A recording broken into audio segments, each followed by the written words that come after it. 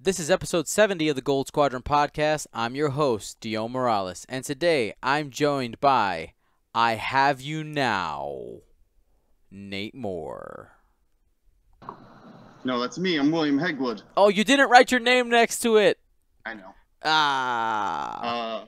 Womp Uh-oh. womp. I'm gonna have you 2.0 stuff. I got you target locked, ready to shoot. And rest in peace, Juno, Nate Moore. The real Nate Moore. Please stand up. I am, but I don't think the internet can confirm or deny me standing up at the moment. This is true. They can see if I'm standing, but not you.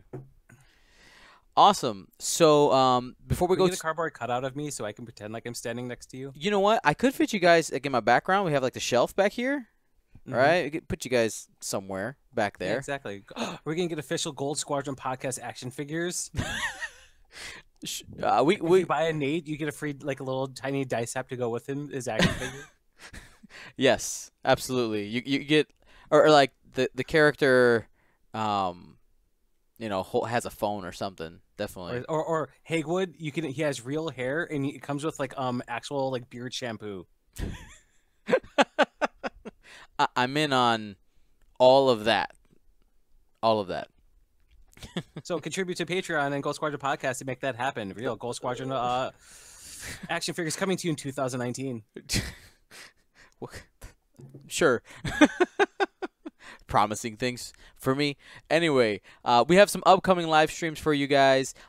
This Saturday, that's going to be the 28th of July. We're going to be streaming live from the Game Storm Store Championship. That's in Lamont, Illinois, Chicagoland area. And the following week, August 1st through August 4th, is GenCon. We got you coverage on Wednesday, like all day Thursday, literally like all day Thursday, all day Friday, and Saturday. So Wednesday is the FFG in-flight report. We'll be streaming from that. I'm sure they'll drop some stuff about X-Wing, or maybe just touch on 2.0. We don't know, but they've usually revealed something new that's coming in the future there. Maybe they'll talk about the Resistance and First Order Wave 2 release, maybe give us a date on that or something. We'll have to wait and see. Thursday, we have two events going on. We have the 9 a.m. threat card event and the 4 p.m. threat card event.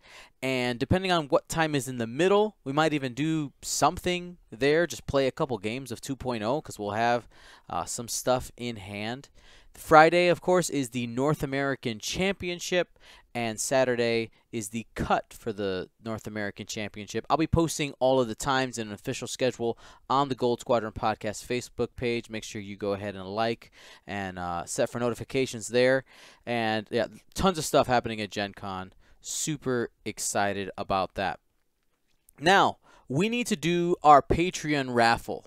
We got to do our Patreon raffle, and what we're going to be raffling off this month is a second edition small base pre-order of this person's choice. Gentlemen, can I get a drum roll, please? And cut it. The winner is Jeffrey Bentley of Lafayette, Colorado. So congratulations, sir. Go ahead, shoot me a message, and we'll get you pre-ordered whatever small base ship you want from second edition. Congratulations. Thank you so much for supporting us. You are awesome. And let's go ahead and get into our next segment here. We're going to take a moment. We're going to talk about the Gold Squadron Classic. We've been hitting it a lot because it's super important to us, and we're super excited about it. Registration is open. You can register at goldsquadronpodcast.com. The event is on September 22nd, Chicagoland area. Sign up now. We have a lot of seating, but it is limited. We can only take 128, and once that's sold out, that is it. We're going to be revealing some swag for that after GenCon.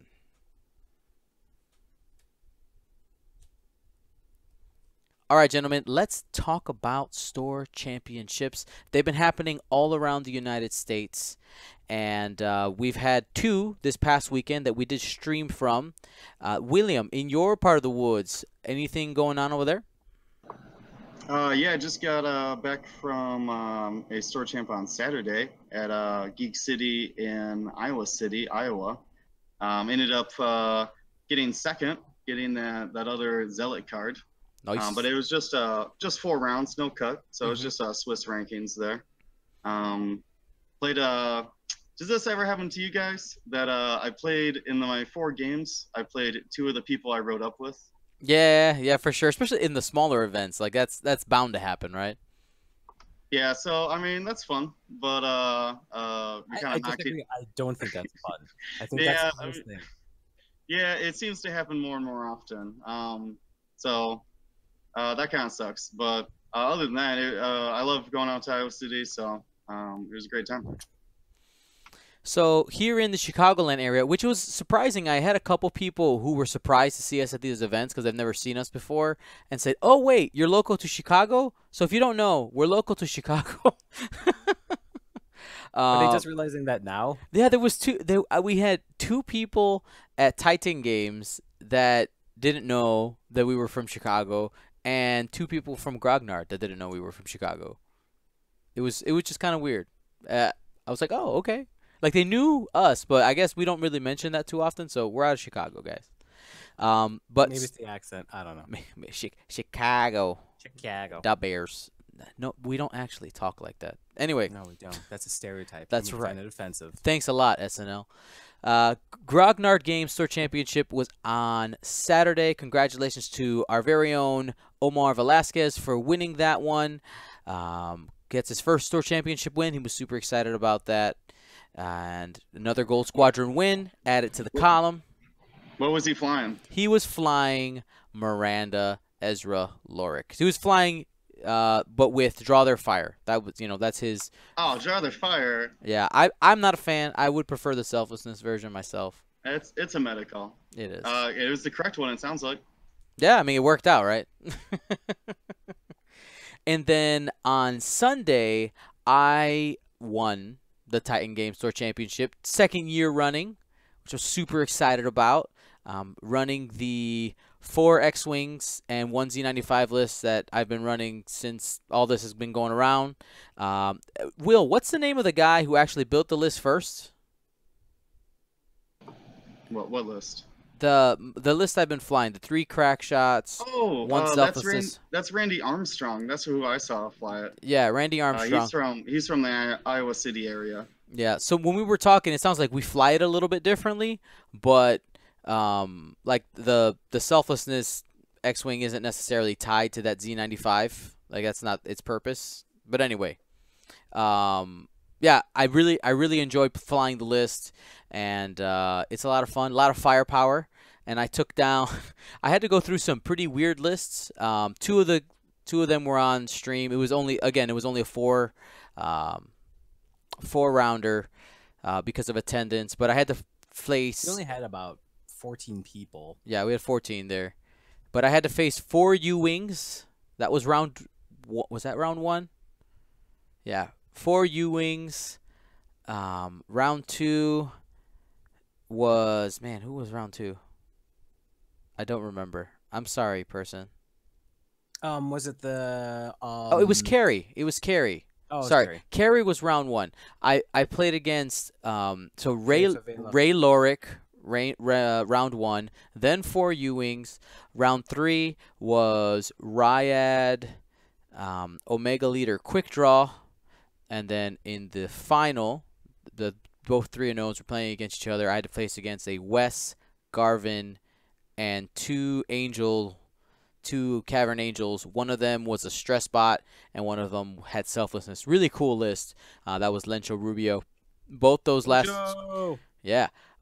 those last 2 games are recorded and are actually in the process of exporting and uploading right now. So those should be up in the next 24 hours from when we're recording this. So that was tons of fun. Thank you to everybody who was out there at those store championships and watched live. So can I ask a question? Like, because me and you talked about that at the store championship. It was like about this. We kind of sat there talking about it. Who because what's the guy's name that got 2nd place?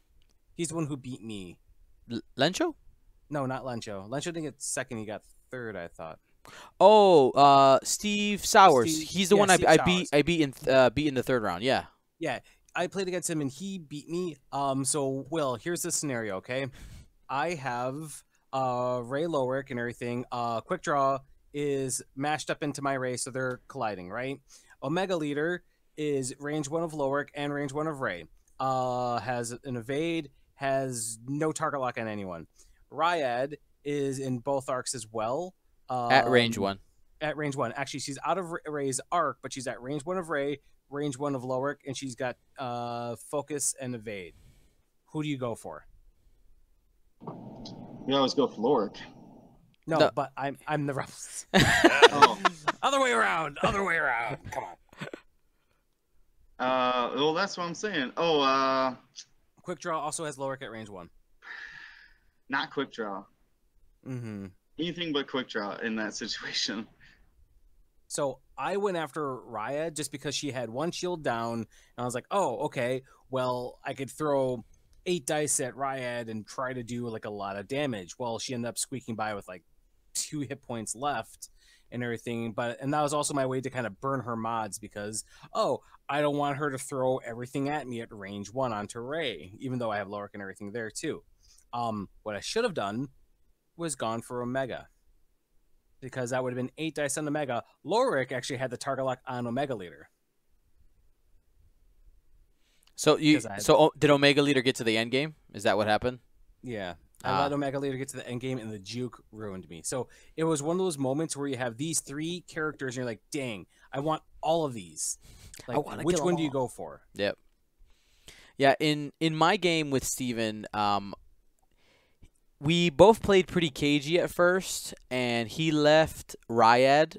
Ryad being likes to move fast, right? You got to do those 3, 4, and 5s. Always have those evades. He kind of hung her out to dry a little bit. So I started picking at her. I was able to get her. I got a couple good blocks in there and was able to take out Omega Leader, and then Quick Draw was last. But yeah, Omega Leader in the end game can be a pain. Especially, I know it's especially tough for you, Nate, because you're flying a two ship list, yeah. So, yeah, but store championships always super fun. Great meeting new people, and hopefully you're having fun at your local store championships. So for our next segment, I want to talk about a YouTube video that I uploaded last Friday. I believe I uploaded it on Friday, and it was part of our new Flight Academy series. These are videos that I edit and put together and record for YouTube, and specifically talking about the little bit of space you have left after you put a template in the nubs. So if you haven't seen it yet, you can go on YouTube. It's one of the most latest uploaded videos.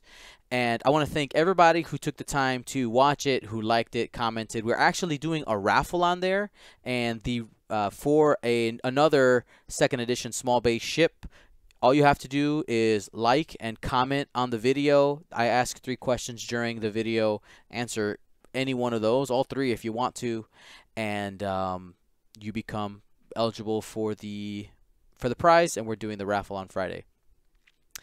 There was a couple of things I wanted to address because there was a lot of questions, and I didn't think this was going to get as much controversial attention as it did. So I want to touch on some of the points that some people made and some questions that other had. I had one person post. He said, this.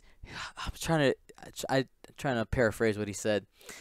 Something along the lines of, like, if you need this to avoid asteroids, you're not a good player. I should make another video showing how to avoid asteroids. And that wasn't the point of the video. In the video, I use dodging an asteroid as a demonstration of how to use this, just like an experiment of types. Like, hey, I want to show you that there is this room that you can take advantage of. So when you watch the video, like, I want you to understand that the point is just demonstrating that the space does exist, not that this is the only way you can use it, like, to avoid asteroids. No, you have to choose your correct flight paths and barrel roll at the right time. There's lots of ways to avoid asteroids. I did have somebody PM me directly and said, Dion, is this cheating? It's not cheating, because in the video I do explain, in the core rules, both for first edition and second edition, when they talk about executing a maneuver, all it is you place the template. It says place the template between your front nubs, lift the ship, and put it on the other side. It doesn't have anything, it doesn't say that you can't slide it back and forth. And here's the thing, the templates, even the cardboard ones. Now, in the video, I didn't use cardboard. I didn't think to do it. Somebody's like, oh, maybe your templates are thinner than the other. They're not. They're the same regulation width as the cardboard. And maybe what I'll do in the video for the raffle, I'll just show the templates I did and a set of cardboard next to it, if I can find some cardboard. And then the next one was, will this work in second edition? And the answer is yes, because in the second edition core rulebook, which we actually covered last week on our podcast, when they talk about moving the ship, it's described the same way. Even though the front of the ship does have a hash mark, I believe, in that front side, it doesn't say that you have to line it up, your template, with that hash mark. They're very specific on the barrel rolls, but not on the front maneuver. Now, if they clarify later that it has to be lined up, then this doesn't work anymore. But as long as it's not clarified, that's something there. And, the practical applications for this is really like keeping your formation even. For instance, if you accidentally take one of your ships and are constantly going to the left, like Nate and Will, have you guys ever done formation? All of a sudden you notice like you're moving and things kind of get, it's not even, skewed. It looks wobbly and like just not as pretty as it started with. No, of course. And there have been times where I've tried to be like, can I please straighten this out? And some people are like, yeah. And other people are like, dude, that's the game state. Don't mess with that. And they're perfectly within the right to kind of say something like that because it is standard deviation. It is human error. Right. And that's just kind of how it is. Will? Yeah, I have the same problem that I see one of my ships just drifting in behind it. Mm-hmm. Like they started to where they wouldn't bump if they both kept flying forward, and then now all of a sudden the one in back is like gonna overlap the guy in front. Yep. Yeah, I have the same problem. I want to correct it because I know it's it started at like a parallel to the board edge, Mm-hmm. and now it's not. Now it's at like this 10 degrees or whatever. Yeah, and like this. So, Will, in that situation, like a player who doesn't know that this wiggle room exists in those templates would never know how to fix it. It's kind of a mystery. You're like, I don't understand what's happening. Like, yes, I understand there's people who just like throw the template down and you kind of go. But if you're trying to be accurate and actually keep them straight, you keep to the same side when you move it, and your ships will actually like go in a straight line with each other. And then talking about the we'll get to that part here in a second. Like Will was talking about, a practical application is if you're riding the edge of the map, making sure that you don't fall off. Because if you're not aware that this wiggle room exists and you're going straight but you're actually drifting, to the right or the left, whatever edge you're on, you could end up off the board, which will cost you a game. And a lot of people did bring up, yes, in the bombs have huge amount of wiggle room in them. The bomb nubs are wider than even the bases, and you have tons of room in there. And that's a perfect example, to get a couple millimeters here and there. And let's be honest, this game is a game of millimeters. Am I right? Yeah, it definitely is. And top players, I know. Here's a perfect one to give an example. Nathan ID. He is 100% aware of this very small amount of wiggle room and uses it for every single template maneuver he puts down. For every single one. Go ahead and on our page, we have quite a few videos of him playing in tournaments, and you will see him purposely take his ship, slide it a little bit this way in the nubs, and that way, like he has a bunch of different formations pre-measured, and you can use that in a lot of different creative ways to like. Yeah, just lots of different things. Whether you're changing your formation, you want to widen it, you want to bring it closer together. You could even make yourself bump one of your ships on purpose or not within that wiggle room if you have it that measured. But yeah, like I had a couple of people say like this is like bringing this up is bad for the game, but like the way I look at it is I don't think it's okay for people to be ignorant of it, because just knowing it can help people keep their formations, correct and tight, not fly off the board and stuff like that. And I think it's important for people to know. And then yes, you can take this and develop it into a skill in the game in which you can make it, a weapon, but it's not outside of the rules. So I know there was some people who were a little bit, I don't know, they were upset by it. It was kind of strange. Because I'm pretty sure they think of it as kind of like cheating in a way, because I can see why. You're kind of like using like a slight advantage, even though it is something that FFG created and it's FFG official and everything. It still gives people a little bit of an advantage, and I'm sure some people kind of hate that anyone has anything like that and have that wiggle room to kind of work with. Well, I mean, go ahead, Will. I was just gonna say that I can understand that viewpoint, because what you mentioned about bombs, I've been dropping a lot of bombs lately, and I actually try to center that bomb to make it a more accurate straight out the back. Because I honestly I start to feel bad if I just slide it all the way towards the ship I'm trying to bomb. Not that it's like wrong or illegal. It's just like, I don't know. It's also, I think, because I'm using one of those acrylic bomb tokens, that I don't want it to be a question about what token I'm using. Right. I'd rather not have it not be, did you slide it? Like questions like that. So I guess I can understand that side of keeping the game more even, I guess. Yeah. And like if FFG doesn't, like, if the intent is for it to be completely in the center, they need to let us know, right? They need to, you have the hash mark there. You tell us you have to be in the hash mark. You have to straighten it, keep it there. You add the hash marks to the bombs, and then it's always dropped in the same place.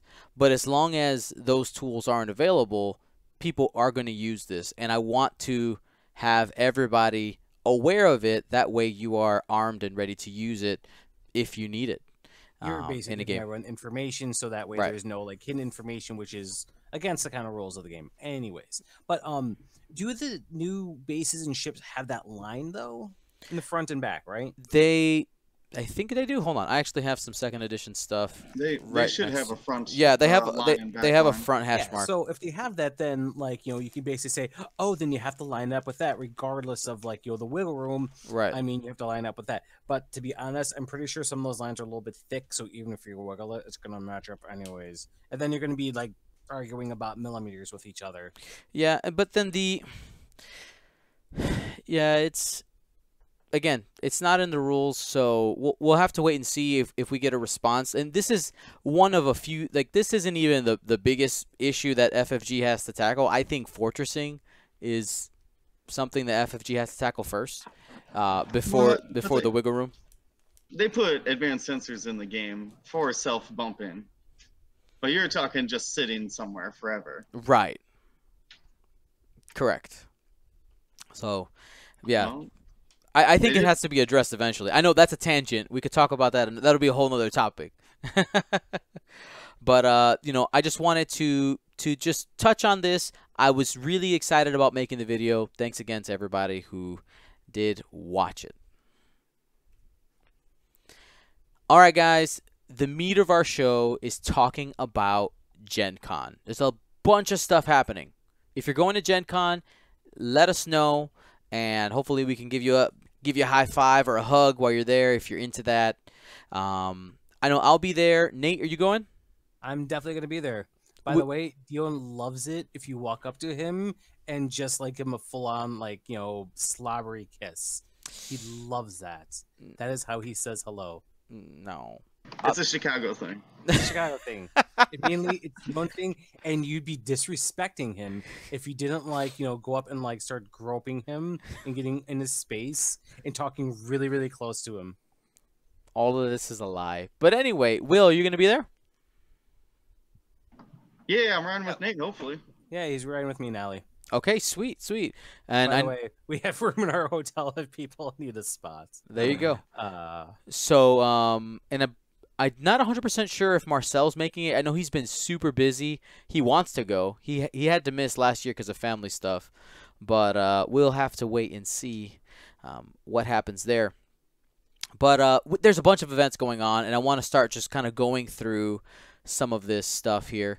Guys, I know this isn't on the notes, but I forgot to write it in, so I'm just going to, just go for it. Let's talk about that in-flight report happening on Wednesday.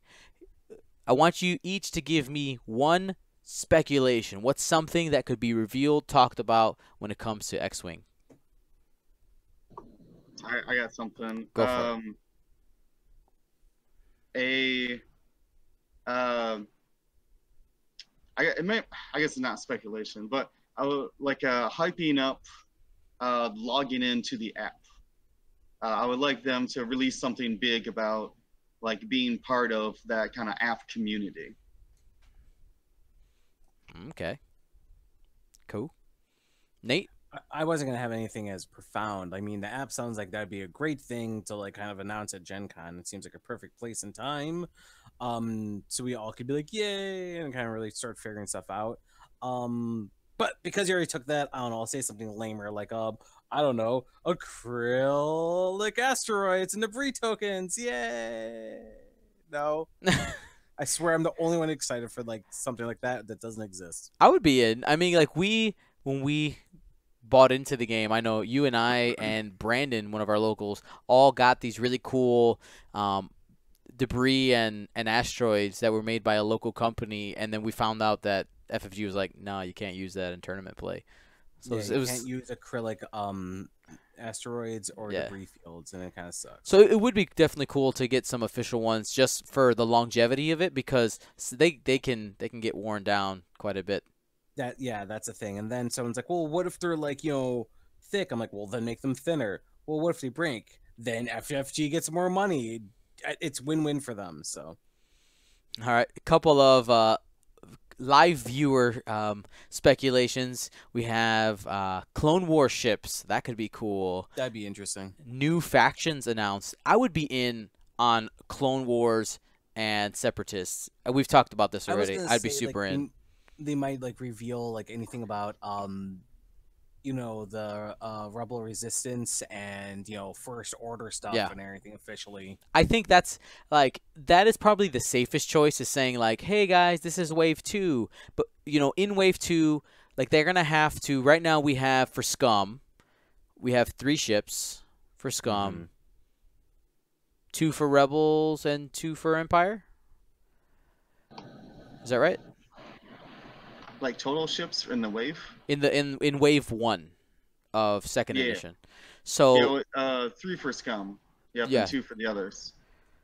So I mean, I guess if they wanted to be super easy, I guess they could just they already have 2 for each. I guess they have 3 First Order ones because they have the Silencer as well. Silencer, FO, and SF, and Upsilon. Oh man, And the Upsilon. First Order has 4.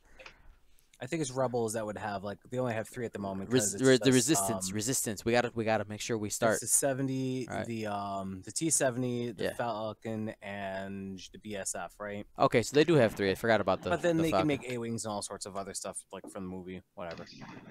Yeah, but they could. I mean, if the T-70 is coming in the core, they just have to re-release those other 2 ships. I don't think it is coming in the core. I think it's a 65, isn't it?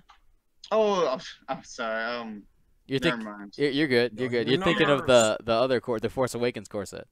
Yeah, so I was assuming that they would make another core set for them, but that doesn't make any sense. You're right.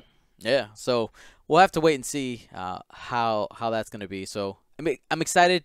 Again, we're going to be streaming from that, and we'll do that. For myself, that's my guess. That's my safe guess is we'll hear about the First Order and the Resistance, and maybe an approximate release for those. Then we're moving like day by day. On Thursday is the second edition events. I'm super excited for these. It's the first time we're going to get second edition toys in our you know, in our hands and be able to play in an event. And there's all this really cool swag. But there's a couple things I want to talk about before we actually get into the event itself. First, I'm really surprised that it's not sold out. I know that there's a little bit of sticker shock. It's $80 to be a part of this event. But I want to go through some, maybe if you're on the fence, maybe I can convince you to be a part of it. I don't work for FFG, but I actually think it's a really good deal. So check this out. It's $80 total, right? You get a core set and a small base ship. That's either the Y-Wing for the Rebels or the TIE Advance for the Empire. A core set, you know, full price core set is $40. A small base is now $20. So that's already $60 in value. You've paid 80. So where does that other $20 go to? So everybody is getting acrylic tokens, right? There's focus and evade tokens. Everybody's getting the alt arts. You are also, you know, you still have to pay for an event fee because no tournament is free. So, and you don't have to wait in line to get that core set and that one ship if maybe that's all you wanted. And I think that's way more than $20 value, and you know, kind of it's all packaged up in there and into $80. I know that the sticker looks high, but when you break it down, I think it's actually a really good value. Which are you guys participating in either of those events? Yeah, I think me and Will both are. Are you doing the 4 o'clock on Thursday? Yep, 4 o'clock on Thursday. Yeah, myself and Allie are doing. I think we signed up for one Rebel, one Imperial. So. And what are you gonna do, Will? Rebels? I'm going Rebels. Yeah, let's see Luke on the board. That's right. That's right. I'm actually also doing Rebels. I'm doing the 9 a.m. one. So here, yeah, I'm excited. We're gonna be streaming that. I don't have an overlay for second edition yet because we don't have all the threat cards. If I had all the threat cards, I could get something kind of ready, but I'm gonna have to jank up something that day. Yeah, that was my issue. I tried to scour some. I found some threat cards, but not like a lot. Well, we have the alt art threat cards, right? That's true. We do. So we have some of them, but we don't have like. I guess my question would be: is the alt art the same that's on the threat card in the expansion? It is. So is there only one? But there's more than one threat card per ship. No, there's 4. It's a 2-sided with 2 threats on it. Okay, so you have a threat card and there's 2 pilots on it on each side, correct? Correct. So there's yeah, so 8 total variations possible? Is that right? Yeah. Well, no, because one of them's worth 3 and one of them, because it's 5 threat. So you have to figure out the Y-Wing, the 3 threat Y-Wing can't be with a 3 threat X-Wing. So it actually is not that many possibilities. Okay. So there's only 6 possibilities of them. Okay, cool. Well, that's just for Rebels though. The Empire has TIE fighters, and I don't understand how that works. Yeah, we'll have to see how those are all laid out. But once we get our hands on it, and I'm gonna start it won't be as fancy as our normal streaming. I'll be completely honest, because you know we don't have time to pay a programmer to get all this stuff done, but we'll get something done for you, and we'll definitely be streaming some second edition games, and I'm just excited to put that stuff on the board. That's gonna be super fun. I also wanted to ask and everything because like this is gonna be like the first time like a lot of people have access to purchasing a lot of this new stuff, right? Because this is gonna be the debut of the core kit and some of the expansions, right? Yep. So here's the next question. How long do you think the line is, and do you think that will be enough to go around? Yeah, I mean, you're jumping the gun a little bit on the notes, but I mean, I guess we could hit it now. We could hit it now. So from what we've known last time, right? From going to previous Gen Cons, is that they usually have a limited amount allocated per each day. And sometimes, not all the time, when you're participating in an event and they're actively selling at the same time, I remember not last year but the year before that, when they released the like Shadowcaster Protectorate, that wave, they had those little cards where like it was like a reserved one if you wanted to buy it. So maybe they'll do that, but we have no They did idea. that last year. There was one problem with them doing that last year was that the day one, because they had the X-Wing Nationals was in 2 days, right? Right. And the people who got there day one got a little card that says, "Hey, you know, we have one reserved for you." And so those people were able to get guns for hire, right? Because they only came with like 80 of them, from what I remember. And then the day two people who got there, we didn't get anything. You know, I would say if FFG, I mean, I think whatever they bring, they probably will sell out. I don't doubt that. But I think the smart money on FFG is to bring as much as they can. Because let's be honest, everybody wants to get their hands on this. We want to Yeah. start practicing. Even if we don't have points, we want to have the cards and cardboard in our hand and starting that transition emotionally and mentally into second edition, because I mean it's exciting, and it's like they're releasing a brand new game that all these people already know about and we're excited about it. I think they definitely will sell out, and if they want to make some good money, they bring as many as they can fit in their truck area, everything. You just load it up.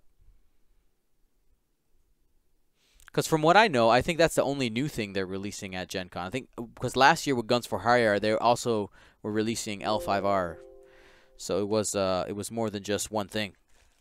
Yeah, like I'm trying to think and everything because they said like, didn't they say that people who are in this tournament then they will get a chance to buy like one upgrade kit, right? Like one faction kit or something. Maybe I don't remember the exact Rhetoric. the what was in the article. That seems pretty fair that you would get the conversion kit for whatever, ticket you bought. Yeah, or like a reserve ticket. Yeah, Oh, for sure. Or, I or hope so so. I mean, like playing Rebels, you would get the ticket for a Rebel conversion, right? I mean, I want to buy it. I want to buy it. I want to buy a bunch. I'm ready. I'm excited to start making some 2.0 videos for you guys and stuff. I want it. So we'll see what we can get our hands on, and if we get our hands on some extra, we're gonna be giving it away because I like doing that. But yeah, in that second edition event, it's interesting, right? So we know that it's a 5-threat event, but it's not just a straight dogfight. There's going to be some type of special rules, and the tokens are double-sided, where like the backsides are they're all the same, and you can like reveal them as you're going. I'm just excited to play this, like it's a competitive format that isn't just a dogfight. I think that's super cool. It sounds like that should be the trend. Yeah. They had mentioned playing like, oh, you can only play Rebel, or you can only play like, X-Wings and TIE Fighters. Well, then give us a scenario Yep. to play it. Like, That'd let be us, more interesting. yeah, let us play the trench run objective if that's what you want, Yeah. or whatever the situation may be. Scarif defending Scarif, things like that. I'm in. So super excited about that. We'll bring you tons of coverage on it, and I'm sure we'll get our hands on the rules for that event, and I'm sure you guys can play it at home, proxy it, and have some fun there. So that's on Thursday. That's happening all day Thursday. We'll see if we can bring you some content in the middle. I know that myself and a couple of the other podcasters, we're gonna try to get together and play a couple games with ships from the conversion kit. Will and Nate, I wanted to invite you guys to that too. That's happening in between. We're just not entirely sure how long each of these events are. So, for instance, I know like I start at 9 a.m. If I'm done at noon, I still have 4 hours before the 4 o'clock one where I can, play some stuff. So we'll have to wait and see there. Let's get into the North American Championship. So this is the big championship for GenCon. They have it here every single year, and I want to hit prizes first. So, Nate, what's our first participation prize? Let's take a look. So our first participation prize. So we're talking about the day 2 or the top 64, or just the participation prize. We get the double-sided Vader, that has the first and second edition. We've seen this card before. I forgot, where did it get debuted? It was on an article. Okay, I thought like some people actually have it in their hand already. Like it got passed out at something else. The Europe, one of the other continental, the Europe, if it happened already. Yeah, European nationals. Yeah. So, and that looks super sweet. I was taking a look at that. I'm like, oh man, that looks really cool. So, day 2, you get 6 acrylic target locks. Do we have a picture of those ones? We do. It's on the screen. Okay, sorry. I am amassing different tabs. There we go. Oh, those target locks actually look better than the year prior. Yeah, so I know some people were confused, like, where's the blue side? In second edition, you don't have a blue side. It's just the red. So your indicator on your base is whatever your number is, that little, like, the tombstone shape number, and then this side matches it. Yeah, super cool. Only available at this event. That's going to be awesome. Will, what's for the top 64? You have the plastic double-sided TIE Advance title for first edition. And then on the rear side, you have the second edition Tempest Squadron, which should be the Pilot Skill 2 TIE Advanced. Keep going. Let's see. So after that was the top 64. Top 32 is going to get a 20-page full-size card binder. We had gotten binders like this at Worlds, and they are high quality. Yeah, and these are the full-size ones now, though. Remember, like the ones at Worlds were only like 4, like 2 by 2s. This is going to be a 3 by 3. What size cards, though? Yeah. Are these going to be the full-size cards? Or full-size cards. Full-size. Okay. Yeah, all the upgrades are full-size cards in second edition, so you don't need to buy special sleeves. Or books sleeves or pages or whatever. Yeah. I liked having the smaller cards and having like that separated and like in a tinier thing. I like that, but I know a lot of people didn't. I mean, that's something for another day. But anyway, we'll keep talking about our prizes here. Looks like there's 20 pages. Yep, yeah. 20 pages, so it holds 360 cards. Yep, top 16 are getting some shiny medals. Top 8 are getting BB-8 templates that are 2.0. I know, my God, I want them so bad. The templates, oh, look at them. Look at those templates. They're gorgeous. And those are better than the Boba Fett ones. On the back is 2.0 compatible. Wow. 2.0 compatible, yeah. That's the magic words right there. That's right. That's right.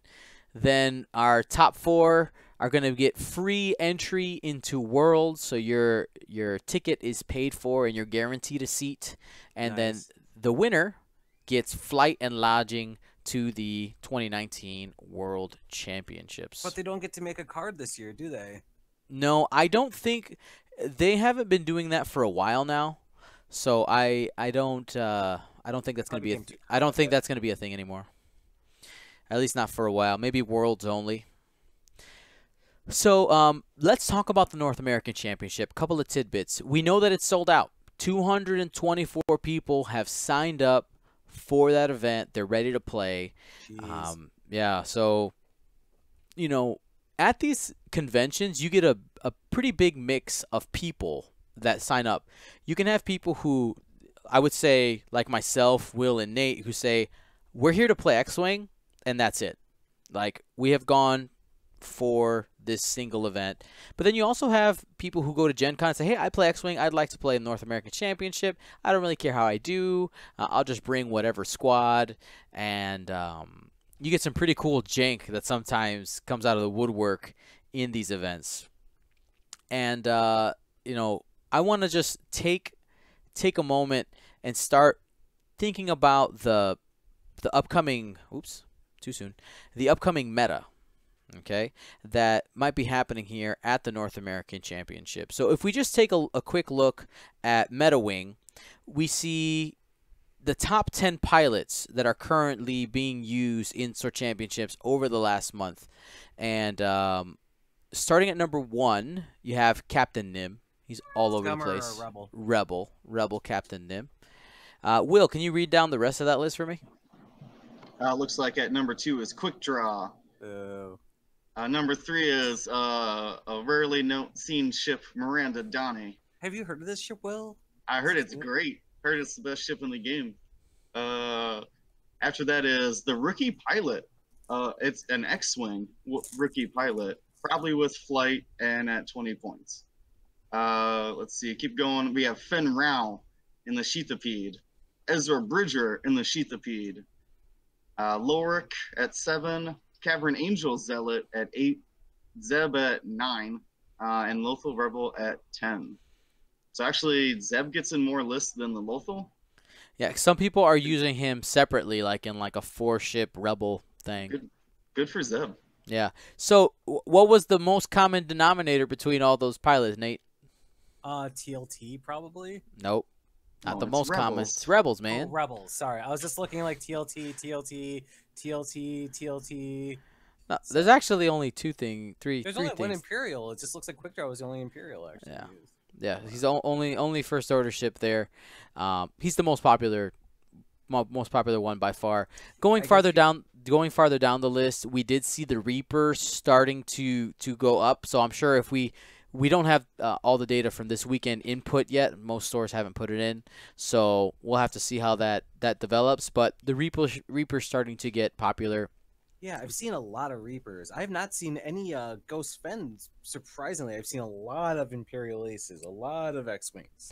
Right, but so this Meta Wing takes into account, the entire world of people who are putting things into List Juggler. So we know that Ghost Fen is good, and it's still showing up. And at this type of event, you can't be I wouldn't be surprised to see it being played, because people are going to want to win. This is a major thing. Go ahead, Will. You were going to say something? I was just going to say that I actually played against 2 Lothal Rebels in my SOAR championship, and one of them won it. Congratulations, Brad. Yeah, there you go. I mean, I know that there's a lot of people who have chosen not to fly this, but let's be completely honest. It's really, really good, and when it comes to major events, people are going to bring the best stuff that they can. So we'll have to wait and see what ends up shaking out. What I'd like to do here is, open up the floor. What are some, maybe a sleeper list or a surprise thing that you could see come to the top in maybe something not on our list? I bet something with a U-Wing, like some kind of variation of some kind of combo that we haven't seen. I know there's so many different like U-Wing combos and everything, but like one that's actually like really viable. Okay. Will, Like, what do you something think? that really surprises us. It shouldn't surprise you, but Major Vermeil. Yeah. I'm surprised he's not in the top 10. He was close. He was like 12 or something. Yeah, I think you're gonna see Major Vermeil over any other Reaper. Oh, for sure. Really, I thought like the pilot skill 1 like would because that way you could just throw either a Pelp or you could throw a Krennic on it really easily, and then beef up all the other ones. Vermeil is just, his ability is super good, and then if you combine that with something like Krennic, it just extrapolates it. Well, like, what's the difference in points between like Vermeil and normal? I mean, it's significant. 5 or 6. It's really not that much. I think Vermeil, it's the math of Vermeil that if you're at range 1 and you got a target lock from Krennic and you could use your ability, that's essentially like shooting a harpoon missile with guidance chips. Yeah, because Scare Base is 22, Vermeil is 26. It's only 4 points. 4 points? Yeah. Oh man, that seems like a good value to be able to shoot a harpoon shot every round. Mm-hmm. Yeah, I mean, it's It's very good. And I was actually going to go on that same train, Will. ISB Slicers is ridiculously good. Yeah, I Um, think that's the build is VI Krennic. Krennic yourself even doesn't yep, matter. yep. Uh, and then yeah, ISB slicers and lightweight frame, and that is an amazing chip. Yeah, and like for myself, I think if I had not already been planning on playing X-Wings because it's something I wanted to do, I would most definitely be on some type of Vermeil something Imperial mix there of just Vermeil plus two aces or probably have to fit in like a pocket ace and something a little bit better um, after that. But it's seems really good. Vermeil seems really good. We'll probably see her there for sure. And then I did want to just talk about going to a major convention if you haven't before. Maybe this is your first one or you plan to do it in the future. Just a couple of things that you should remember or think about before you go. I would say the most important thing is because these places are huge, because these convention centers are really big, they're usually far away from wherever you're staying. Make sure you quadruple check that you have everything you need to play before you leave your home and before you leave your hotel room. Because if you're about to start an event and you realize you left like all your dials in the hotel room, you're going to be super sad. Like a lot. And because it's not most of the time for these major conventions, it's not a hop, skip, and a jump to get to your hotel. It's going to take you, 15 minutes to a half hour to get there and back. So make sure you have all your stuff with you. Nate, you got any tips for people going to these conventions? Always bring ibuprofen. That's usually like in my bag of like things to do. And I learned this from Jerry from back in the day. Bring ibuprofen, bring some kind of like energy, bring a snack because sometimes you're there forever.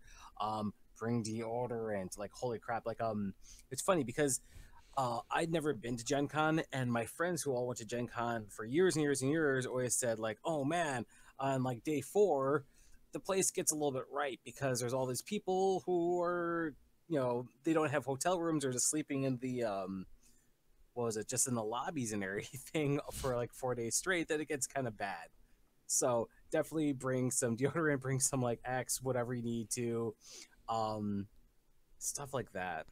Yeah, I would say Nothing too close. it's gotten better. Yeah, make sure you're showering nightly or morningly even better. Um, but yeah, Will.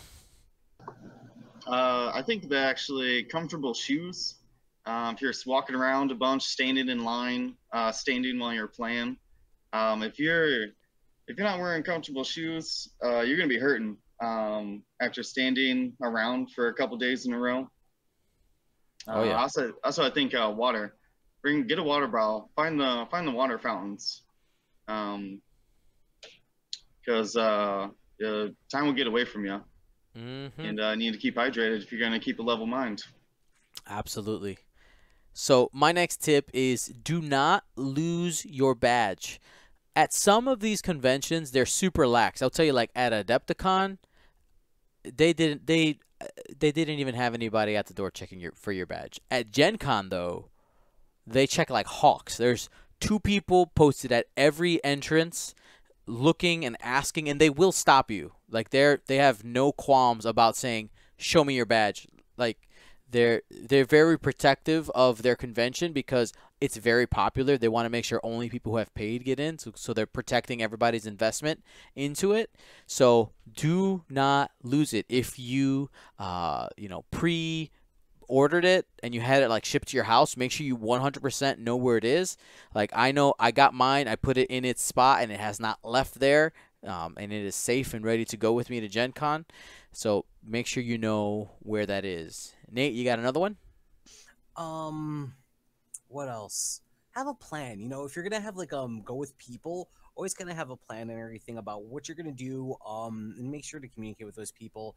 Oh, bring cell phone chargers because Like the battery kind. yeah, like the battery kind, like ones you can plug in the wall, and like extra ones as well because that helps out. Because it turns out when there's more people around, your cell phone actually draws more battery because it has to kind of compete with everyone else's cell phones because of like just the signal and power and everything like that. Yeah, just have a plan. Bring some food too because convention food can get expensive and it's not always the best for you. So, Will? Positive attitude. hell yeah. Bad things are gonna happen. Whoa, Whether whoa. Do we no. know for sure that bad things are going to happen? It's a good chance that something bad will happen. And you just can't let it get you down. Whether it's losing your first 2 games in the event that you came to play, or I don't know, losing your cell phone charger or something like that, or one event ran late and now you're rushing to your next one. If you just keep a positive attitude, and you'll be surprised about how much fun you can actually have. Absolutely. I mean, I think we should have ended with that one. My last one's kind of lame, but my last one here is and I guess I'm gonna segue it into yours, Will. If if you're in an event and, for instance, you know that you're out of the running, you have 2 options. If you have that positive attitude, you can continue to play just to enjoy the game that you love. You enjoy playing X-Wing. You can just keep playing. But also, don't be afraid to just drop and explore the conference. There is so much to do at GenCon. It is. I mean, it is huge.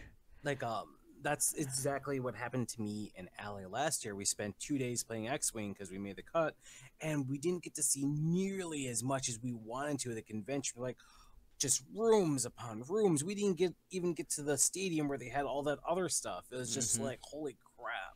Yeah, it's all hours of the night. And even there is even stuff that's free to do as well. So it's not even all paying, and some of it, it's like $2 to play. You can get like generic tickets. There's all kinds of things. But yeah, if you're going to a convention, not even just Gen Con, if you're out of the running, don't be afraid to explore the conference and see what other things you could have fun with.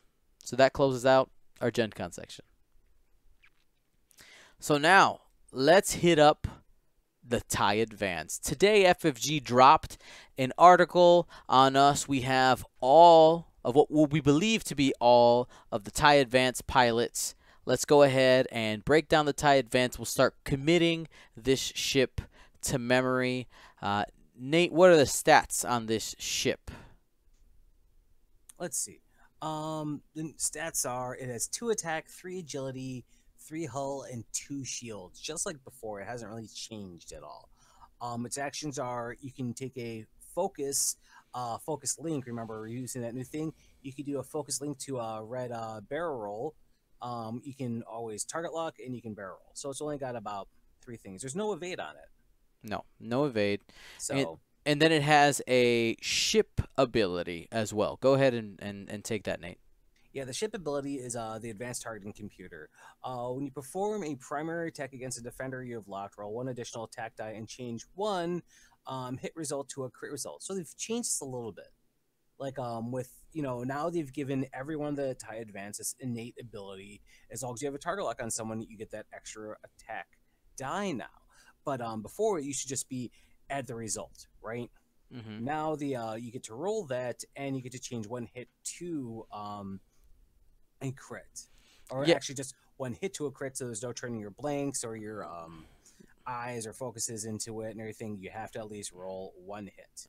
Yeah, I mean it fits in with what they've done with a lot of second edition, right? They've taken the power level and just brought it down. It's still good, right? You get an extra attack. You get an extra die, which is extremely valuable and rare in second edition, getting extra dice. And you get this modifier. I mean, when people have shields, it doesn't mean much. But overall, in second edition, people have a lot less shields. So if you're starting to get those crits through, that's going to matter. Generics, we have a PS2, Tempest, Squadron. Oh, actually, before we hit that, let's talk about the dial. Will, what can you tell me about that dial? Well, first thing is it has a couple new maneuvers. The 1 forward and the 3 Talon roll. which is red, a red 3 Talon roll. Those are maneuvers that it did not have before, and it looks like it also gains 2 blue banks now, in addition to its 1 banks that it had originally. Still doesn't get the hard 1, but has every other maneuver. And I think that multiple ways to do a 180 maneuver, the 4K and now the 3 Talon roll, really improves the ship. Absolutely. Super excited about just having more options there. So as for the pilots here, we have Initiative 2 Tempest Squadron Pilot. We have the Initiative 3 Storm Squadron Ace. And then we get to Initiative 3, Zyrtec Strom, which we did see in the TIE Advanced before. Ability, during the end phase, you may spend a lock you have on an enemy ship to expose one of that ship's damage cards. So this was a different pilot's ability. I'm forgetting. Yeah, this was Colzette's ability. So, I mean, you know, my assessment of this ability is that it is very situational. I mean, you're usually going to have a target lock because you are you're a TIE Advanced. But, like, this is only something extra, right? Like, it gives you that, you know, if they have a card on them already and you have the target lock on there, you spend it. I don't know if it's worth, you know, spending the extra points, which, of course, we don't know. We're going to assume that it's going to be more than the generic Initiative 3. But still a very interesting one, and it's a little bit gimmicky, but it could be game defying, and who knows, you know, maybe if like Marcel really liked Colzette in first edition, and what he would do is he would get he had this like combo where like if he knew you had something like a blinded pilot, you know, he would just continue flipping it on you, which was super annoying when that would happen. And really, really good. Alrighty, so let's go ahead take a look at our next pilot there, Will. This is Juno Eclipse. Yes, it's kind of Juno Eclipse. It's Ved Fablo. Fazlo. And it says, when you execute a maneuver, you may execute a maneuver of the same speed, bearing, and difficulty of a speed higher or lower instead. So if you dial in a 2 hard, you can choose 3 hard or 1 hard. And it really makes the TIE Advance pretty versatile, because you don't have to select 1s or 3 maneuvers anymore. Nope, you keep it on 2, and they keep it controlled by being Initiative 4. Like it's not the 6, but you know, I didn't see too much Juno Eclipse when I've played. How about, do you guys have any experience playing with it? Once when they first came out with like the TIE Advance, like, you know, rework and everything, I saw her once, and then because I think TLT was out at the time or something, there was no point in spending her because she was expensive, and just, you know, there were better ships out, and just the power creep just kind of already had passed them out. Really, it was Vader or nothing. Yeah, I flew Juno a couple times. I actually liked Veteran Instincts and a free advanced sensors on her. Mm-hmm. Being able to, at pilot skill 10, like barrel roll and then change your dial, could really, I guess I would just run into most ships though. It's gimmicky, but yeah, it's nothing compared to Darth Vader in first edition anyways. Yeah. And we know that we don't have cards that raise pilot skill anymore, so like that combo probably won't be a thing anymore. It should still give it hard 1s and 2 Talon rolls, a 5 true. and 3K. So it's. What about a 4 Talon roll? Just kidding. So it's got the best TIE Advanced dial still. Yeah, I mean, and that's gonna be it's gonna be a meta call, right? If you can make this work, depending on where with the power level going down, abilities like this become more viable just innately, right? Because they're now, you know, the super powerful offensive and defensive abilities, they're not as good. Maybe a pilot like this can stick around. We'll have to wait and see, but that's just some some speculation there. Nate, go ahead and take Merrick Steel. Merrick Seal does the exact same thing he's always done. When you perform an attack, if your defender would be dealt a face-up damage card, you get to draw 3 damage cards and choose the one that you like the best. Remember in, like, what was it, Wave 1 or Wave 2? I was like, wow, that's not very good. And even when they reworked him, it's still kind of been like, eh. Even when they made him a defender, it's kind of just like, I don't know. I think now maybe a little bit more because he's got initiative 5 and damage is more likely to go through now. That might be a little bit better to kind of pick your stuff, and maybe because these crits I feel like these crits are really kind of rough now. They're way worse.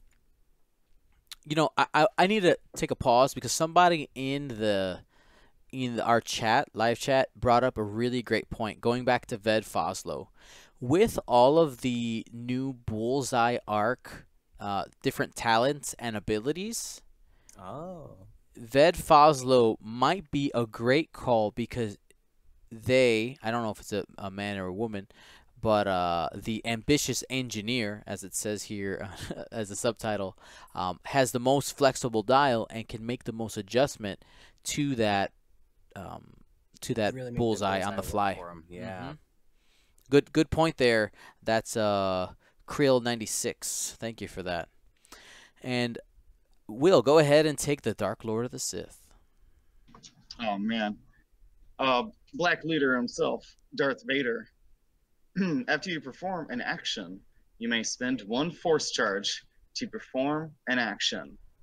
He has 3 force charges and gains 1 each round.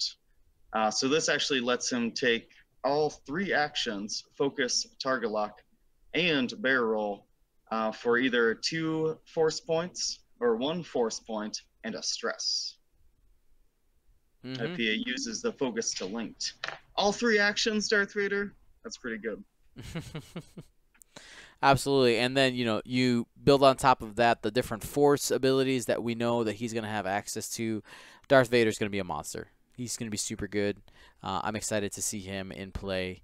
And he, I think, is inarguably the best TIE Advance. We'll have to see where the points lay out. Again, we've been saying that like a bajillion times. Because if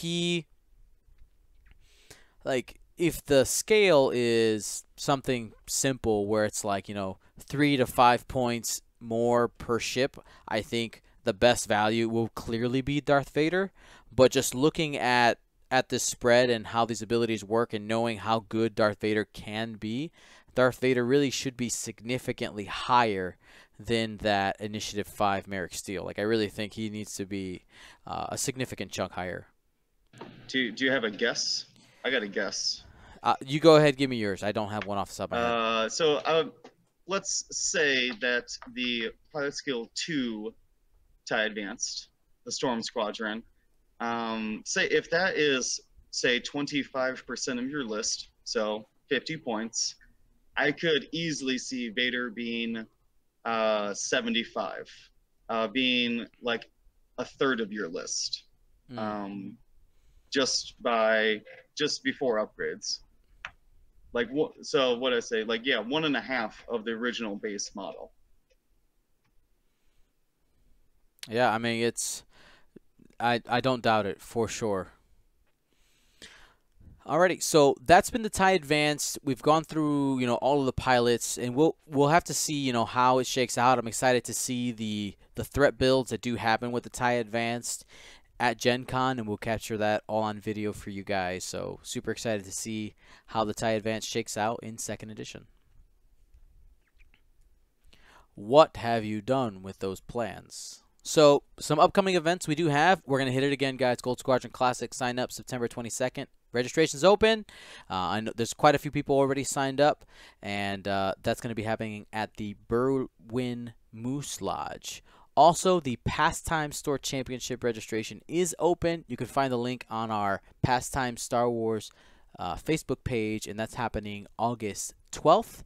And don't forget, our good friends at Minox Squadron, they're hosting the Minox Open. That's happening November 3rd, 2018. Their registration is open, and they're hoping to get people signed up before September 15th because they got all these cool goodies that you can attach on. And that's going to be also a second edition premiere style event. Lots of cool stuff happening there. Hope to see you there. Gold Squadron will be the official stream for the Minox Open. That's going to be tons of fun. Yeah, man, I'm excited for all these second edition events coming up. I mean, we're going to be covering a lot of stuff. Let's go ahead. We're going off script here. Will, what's like the number one thing that's got you pumped about second edition?